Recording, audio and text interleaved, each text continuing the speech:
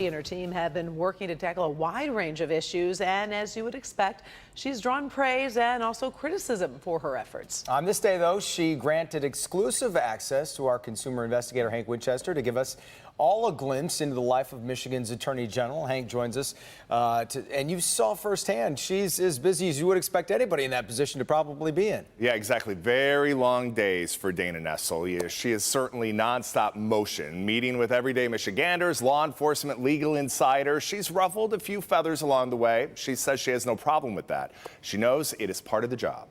We're trying to just get Dana Nessel is on a mission. anything you want to share with us that you think would be helpful. She says her one goal, protecting you. And welcome to our 7th stop on the Michigan Elder Abuse Task Force. To say her schedule is jam-packed would be an understatement. Real emphasis on consumer protection. On this day, taking on robocalls with the BBB, an elder abuse listening tour, fighting the high cost of prescription drugs, a roundtable on abuse within the Catholic Church, and then talking utilities at Thaw. Our recent AGs have been a little too cozy with the utility companies. Your critics will say that you're taking on too much. Well, I mean, too much. What's too much to a person who can't heat their home in the winter? What's too much for a person who can't afford essential medication for their diabetes? Her team taking on everything from abuse within the Catholic Church to DTE rate hikes, hate crimes, and not to mention Flint. The people of Flint just don't feel like there is going to be justice in this case. We go deep into Flint tonight at 11. Right now, though, we're just trying to keep up with her schedule. I'm determined to use every day that I have during my term to make as much of an impact and make as much of a difference as I can in the lives of as many people as possible. The AG's office today much different than under the leadership of Bill Schuette. After all, they're very different people. Since taking office, Nessel has withdrawn the state from about 25 cases that the former AG joined while in office. A move that was not popular with GOP leaders and also some Michiganders. How would you rate the job that Bill Schuette did? Well, look, I'm not here to denigrate Bill Schuette.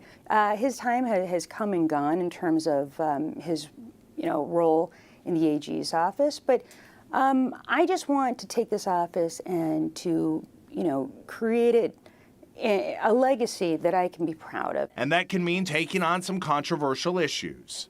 To me, in the event that Roe v. Wade is overturned, then, prosecuting women or their doctors for private medical decisions will probably not be a big priority for me. She called President Trump's border battle a manufactured crisis, and then joined 15 other states in suing the president over his declaration of a national emergency to build the wall. When I see that people have not been treated appropriately, especially by those who are in offices of great power, I think they need somebody who will fight back. Like the president, though, Nessel has sometimes turned to Twitter to clap back at her critics. And so, yeah, if you see some of my statements on social media and they seem a little acerbic, there's a reason for that, and that's because I get very upset when I see people who are being denied justice. But it's also on Twitter where I've seen you a few times say, where people have come after you and said, well, Dana Nessel's only interested in the things that Dana Nessel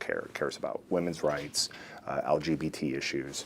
How do you respond to that? Well, I'd ask you just to look at my schedule today. This is a typical day for me.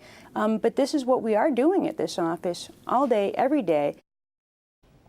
Tonight at 11 o'clock, much more from the AG. We're talking about the Flint water investigation. The case is basically now starting from scratch. The AG reveals why, and she also delivers an important message to the people in that community. This is politics. There are people that think Dana Nessel is doing a great job. Right.